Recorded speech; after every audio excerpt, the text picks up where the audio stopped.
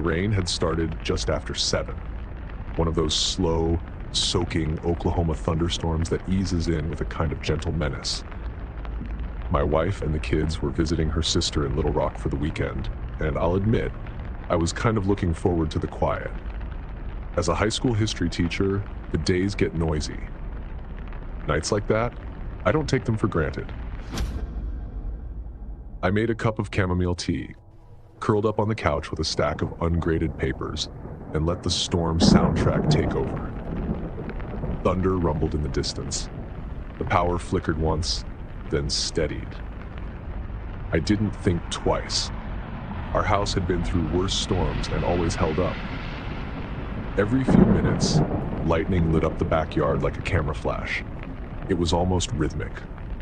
Bright burst, a breath, and then the low groan of thunder rolling in behind it. We live on the edge of a wooded area, so our backyard stretches a good 50 feet before it fades into trees. Normally, I find that comforting. That night, not so much. I just finished grading the 3rd essay when I looked up at the sliding glass doors. Lightning flared, and I saw a man, just standing there, still as a statue, right at the edge of the tree line. I blinked and waited for the next flash. Nothing, just the trees swaying in the wind. I rubbed my eyes, told myself it was a trick of the light, a reflection off the glass. I even chuckled a little. Too many horror movies, I thought, then got back to work. But something in me stayed tense, waiting. Another flash. He was there again, this time a few feet closer.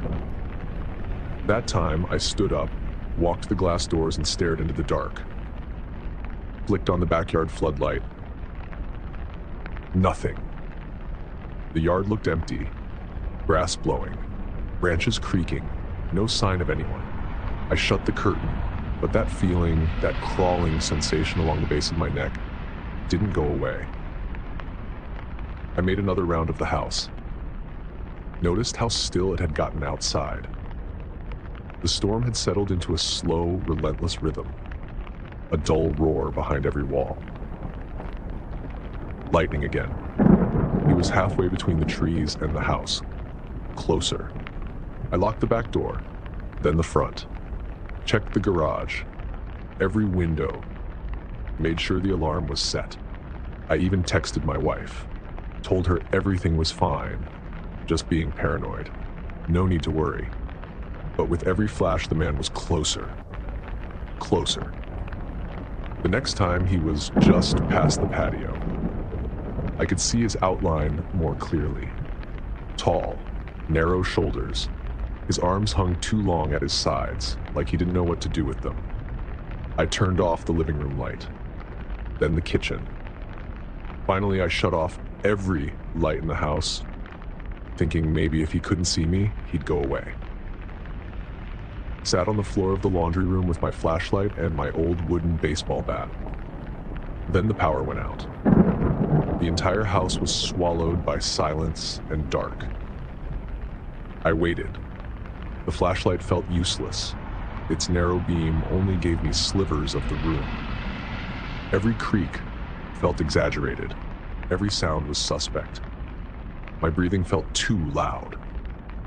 At one point, I thought I heard the back gate creak open. Then something like wet footsteps on the deck. But I wasn't sure. The storm was so loud now. Rain pounding the roof. Wind rattling the windows. A branch scraped across one of the upstairs windows and made me jump hard enough to drop the flashlight. And still, every few minutes, the lightning. In those brief flashes, I thought I saw him again. Closer, but always just outside. Standing near the side of the house, then closer to the porch. Once, I could have sworn he was crouching near the trash bins. In another, it looked like he was pressed flat against the side of the house, head tilted like he was listening. I thought about calling the police, but what would I even say? That I kept seeing a man in lightning flashes?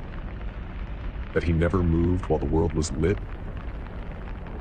I wasn't even sure I believed it myself. I stayed in the laundry room, sweating through my shirt. My phone battery was nearly dead. The flashlight dimmed. The hours stretched. Time slowed to a crawl. Then came the knock. One soft knock on the sliding glass door. Then silence. I didn't move. Didn't breathe. My phone buzzed. A weather alert. That was it. But I stared at the door for a long time before daring to leave the laundry room. Eventually, around 2:30 in the morning, the lights flickered back on. I stood up, stiff, tired, every muscle sore from tensing. I made my way into the kitchen, just relieved it was over. And then I saw the back door. It was open, just an inch, barely noticeable. I swear I locked it. I remember doing it. I remember hearing the click. There were muddy smudges on the floor, wet footprints. They were all over the kitchen floor. And then, nothing. No prints going further in, no sign of movement, just stopped. I checked the rest of the house, every room, every closet, under the beds, even the attic access. I opened the crawl space and stood staring for a solid minute before I could make myself bend down and shine the light in. Nothing. The alarm hadn't gone off. No window sensors had triggered.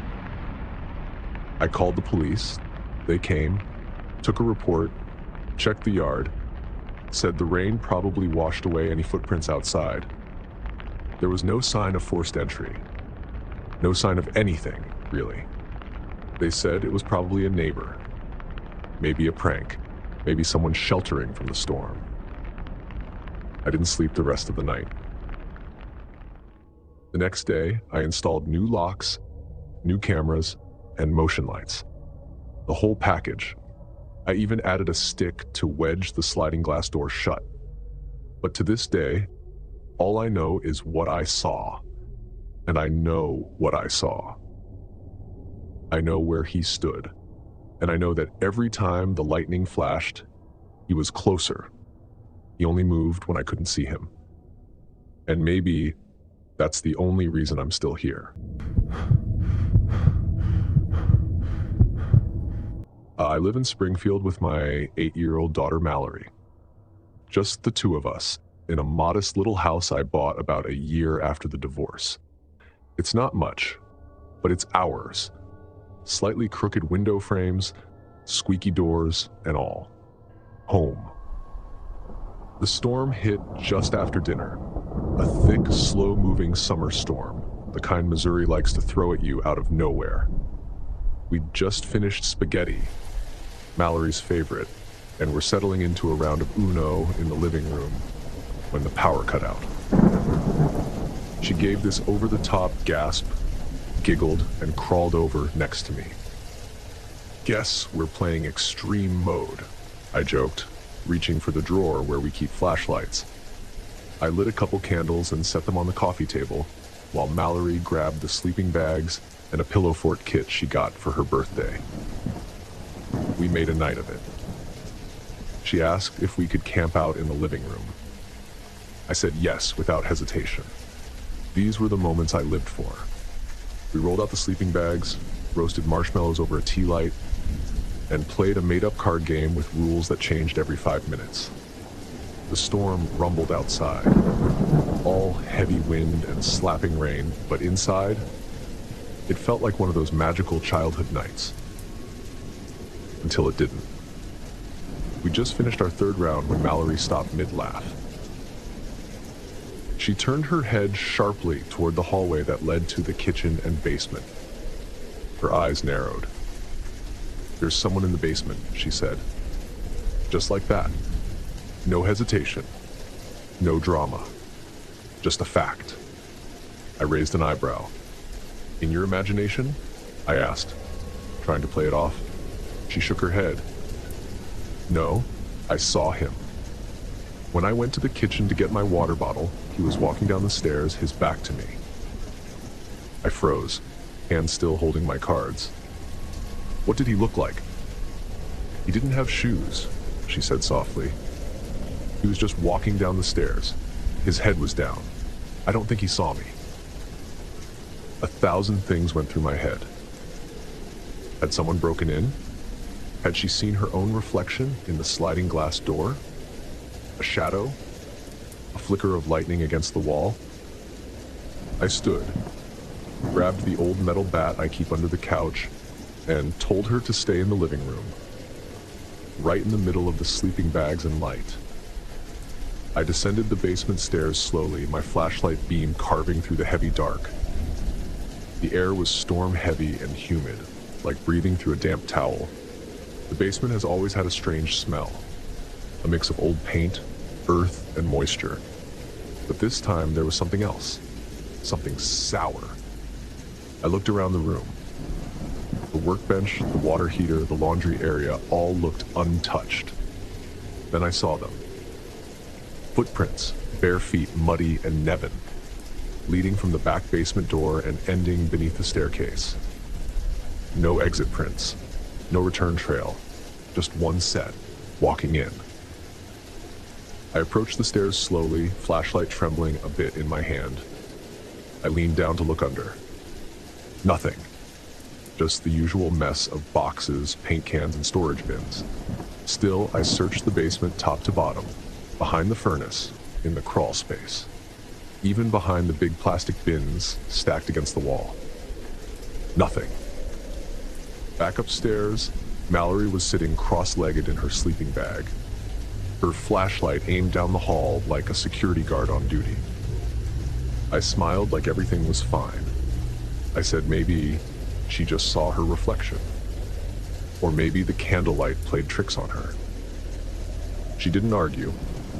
She just laid down and zipped herself into the sleeping bag all the way up to her nose. I didn't sleep much that night. The next morning, the storm had passed. I checked the yard. There were muddy disturbances in the grass leading to the basement window well. No solid footprints, but I didn't like what I saw. I headed to the hardware store after work, bought motion sensor lights and a cheap indoor-outdoor security camera system. I didn't tell Mallory I installed the cameras. One above the back door, one facing the basement steps, and one on the porch looking out into the backyard. I figured if someone had actually been in there, I'd catch them next time. The following nights were quiet. Mallory stopped mentioning the man. Things started to feel normal again. Then, on the fourth night, another storm rolled in. The wind this time was violent, like it had something to prove. The power flickered and then went out completely just after 10 p.m. I grabbed into my flashlight, tucked Mallory in on the couch, and went to check the fuse box in the basement, more out of habit than hope. That's when I saw the mud, fresh, on the top step. I descended carefully. The light from my flashlight was sharp, and it caught everything. The prints were there again. Bare feet, wet, uneven, leading from the back door to under the stairs. But this time, they weren't alone. Next to the prints was a towel, and on it, a line of snacks.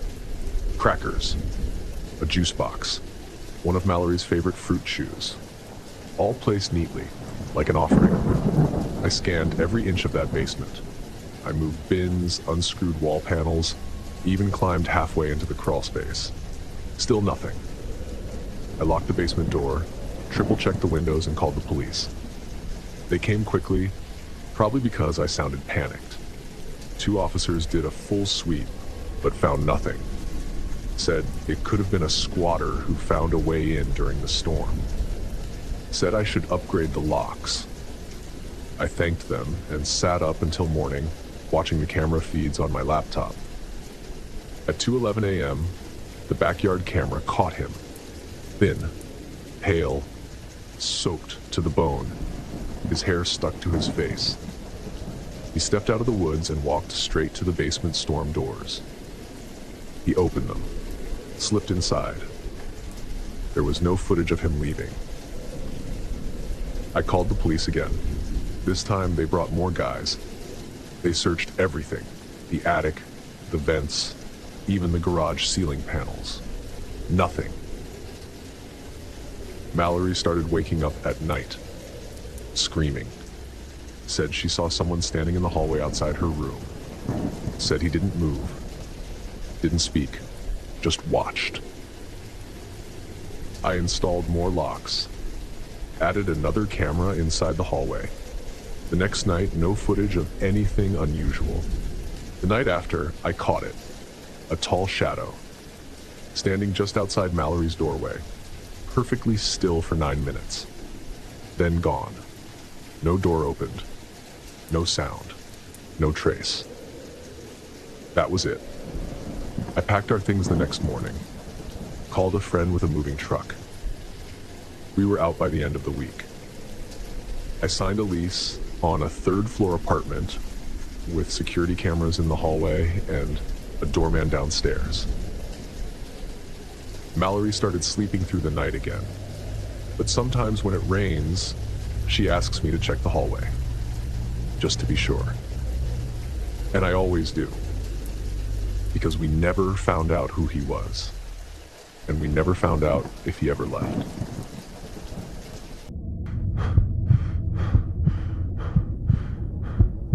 The night it started, I was alone. My husband, Mark, was in Boston for a dental conference, and I was looking forward to a quiet weekend of movies, bad takeout, and catching up on laundry. I'm a dentist too. We met in dental school, but between our practices, family, and everything else, we rarely get that kind of stillness. I thought it would be nice, peaceful, predictable. It was the middle of January, Syracuse winter, bitter cold. They'd warned about a nor'easter earlier in the week, but when I looked out the window that Friday afternoon, it was just a steady drizzle of rain. Typical upstate gloom. By 9 p.m. though, the drizzle had turned into sheets of icy rain, and the wind was howling like something alive. I was curled up on the couch in my flannel pajamas, our golden retriever Scout snuggled next to me, fireplace crackling. I had Rear Window on in the background and a bowl of popcorn I wasn't really eating. The lights flickered a few times, but the power held. I had a glass of wine on the coffee table. My phone was charging in the kitchen. It felt like the first real evening I'd had to myself in months. The first noise came around 10:30, just a dull thud. I assumed it was a branch hitting the roof, or maybe snow shifting. Our gutters were old, and stuff always got stuck up there. Scout's ears perked up, but he didn't bark, so I figured it wasn't a big deal. Then came another thud, and another, heavier, spaced apart like footsteps. Scout growled, low and long, not something he did often. I muted the movie, sat still and listened. I remember the way the wind rattled the window panes, like something trying to get in. The sound came again, 3 thuds, moving across the roof. I stood up and walked toward the front of the house. The footsteps seemed to follow, pacing the length of the roof. Not fast, not erratic, just pacing. I told myself it was ice cracking, the wind, maybe an animal, a raccoon, even though it sounded too heavy. Scout stood in the center of the living room, eyes locked on the ceiling, tail stiff, nose twitching. I decided to call the non-emergency line for the local police. The dispatcher was calm, polite. She said she'd send someone to drive by and check. Said it was probably just the storm playing tricks. I waited with the flashlight in hand, Scout glued to my leg. About 15 minutes later, headlights flashed outside. An officer knocked on the front door and shined his light up at the roof. His boots crunched through frozen slush as he circled the house. He didn't see anything. Walked around the property, checked the yard, then said he saw no tracks, No signs of anyone. Probably the wind, he said with a sympathetic shrug. I nodded, thanked him, and closed the door, then triple locked it. I left the porch light on and closed the blinds. I stayed up another hour, but the sound didn't return. Eventually, Scout relaxed enough to fall asleep. I left all the lights on downstairs and took him with me to bed. The next morning, I was brushing my teeth when I noticed the attic hatch above the hallway closet was slightly ajar. Not much, maybe an inch, just enough to catch my eye. I stared at it for several seconds, toothbrush in hand, foam gathering at the corners of my mouth. We rarely go into the attic, just for holiday decorations, really. I pulled the step stool from the laundry room and pushed the hatch fully open.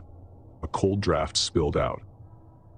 I caught a faint whiff of something musty, like old fabric, or something that had been damp too long. I grabbed a flashlight and poked my head up. Dust, insulation, a plastic tub of Christmas lights, and footprints. Faint, muddy smudges across the plywood floor of the attic. They weren't there before. I would have noticed.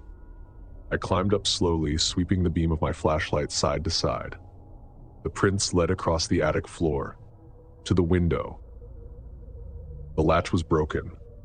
The window was cracked open, letting in slivers of icy air.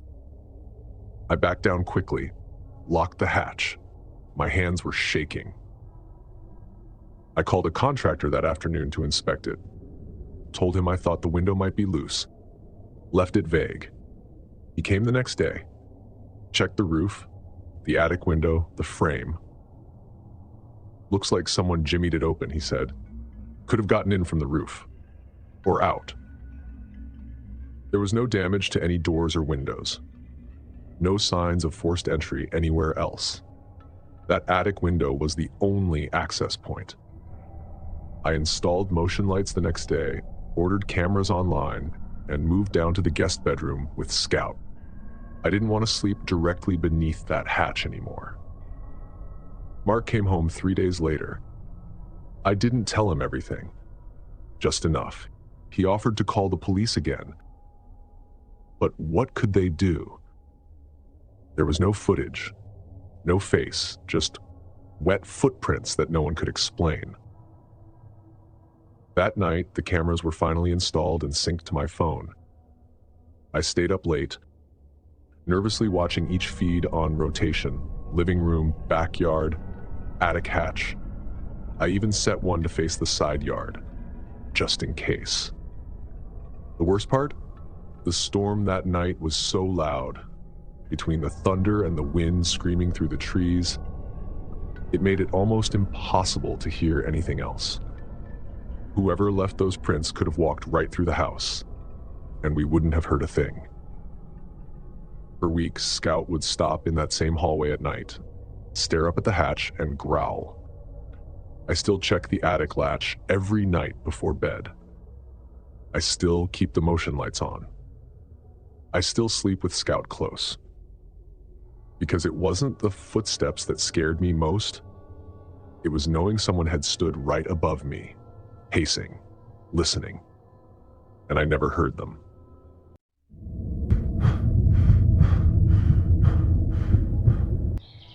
I've always loved being alone in the wilderness. That's part of why I got into landscape and wildlife photography in the first place. There's nothing quite like waking up to a sky full of mist, your breath fogging in the air, and the sound of nothing but birds and the wind rustling the trees.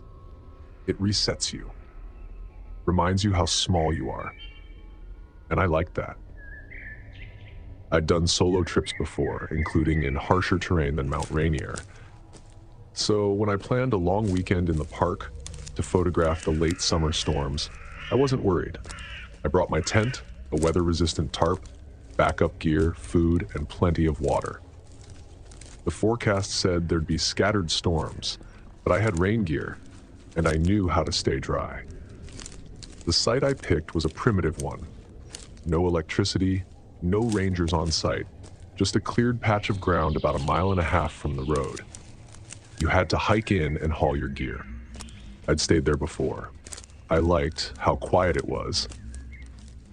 It was mid-afternoon when the sky started darkening. I figured I had maybe an hour to get everything set up, and I was right. Barely. I got the tarp pitched, the tent staked, and my gear bag off the ground just as the wind picked up. Then the rain came. Sheets of it. It hit the trees with a noise like static, drumming on the roof of my tent, soaking the forest floor instantly. I zipped myself inside, pulled out my Kindle, and settled in. There was no signal, of course, but I liked it that way. The wind made the tent shake occasionally, but I wasn't scared. I'd weathered worse. By nightfall, the rain was relentless, the kind that makes it impossible to hear anything more than a foot away. I ate a protein bar, flipped through a few chapters, and tried to ignore how the wind had taken on a howling edge. Around 8:45 p.m., just after full dark, I heard the first voice. Hello? It wasn't loud, but it was close. Outside my tent. I froze. Hello, you in the tent? I unzipped the flap about 3 inches. There was a man standing just outside the glow of my lantern, wearing a tan rain jacket with a badge stitched to the chest and a flashlight in one hand. He smiled like he was trying to put me at ease. Evening, ma'am. I'm with the Park Service. We're doing a sweep to make sure campers made it in okay before the storm. The badge looked off. Not a patch, not embroidered. Printed. His jacket and boots were pristine. No mud on them. His flashlight wasn't a regulation model. I'd seen the real ones before. They used industrial-grade LED floods. This was a basic camping flashlight from any hardware store. Still, I kept my voice calm. I'm fine. Made it in before the rain. Planning to hike out tomorrow. You up here alone? He asked, squinting as if trying to look inside. Nope, I lied. My boyfriend's in the other tent. He looked behind me. There was no other tent. He went to check the trailhead. We're leaving early.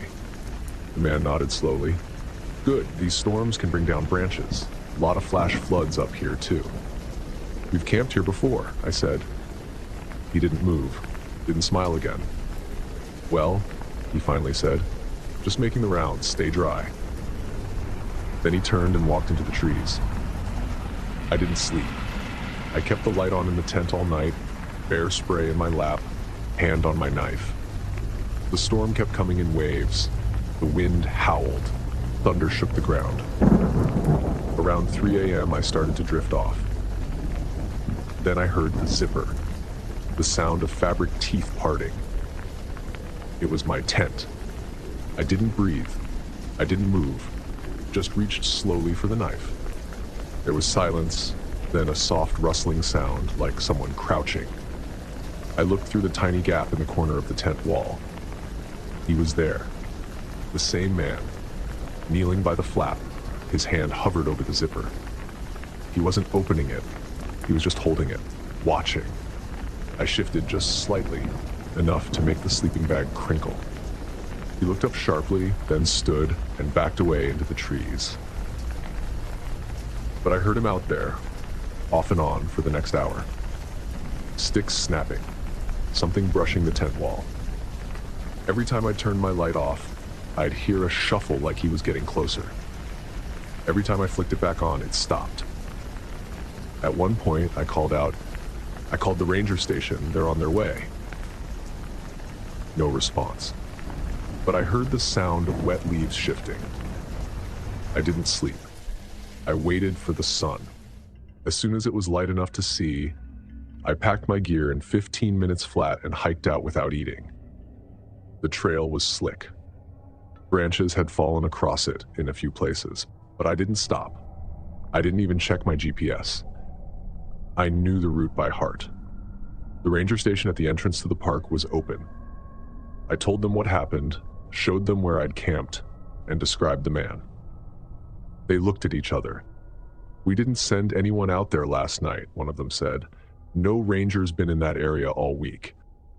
I nodded, even though my stomach turned over. You said he had a badge? Printed one, sewn onto the jacket. They took a report, gave me a number to call if I remembered anything else, then told me I did the right thing by leaving. A week later, one of them called me. Said another woman reported something similar. A guy in a fake ranger outfit trying to get her to let him into her camper. She screamed, he ran, left no trace. I still wonder what he wanted. What would have happened if I'd been asleep? Or if I hadn't lied about not being alone? I've camped since, but I never do it solo anymore. That badge could have been printed, but that stare, that was real. If you've ever felt watched, even for a second, you're not alone. Hit that like button, subscribe, and drop your thoughts in the comments. I read everyone. Be careful out there. Silence doesn't always mean safety. You locked the door, but who's watching from the other side? Click now to watch 4 very disturbing stalker horror stories. It only gets darker from here. Stay sharp, stay safe, and remember, some people don't knock, they wait. Thanks for watching, and I'll see you in the next nightmare.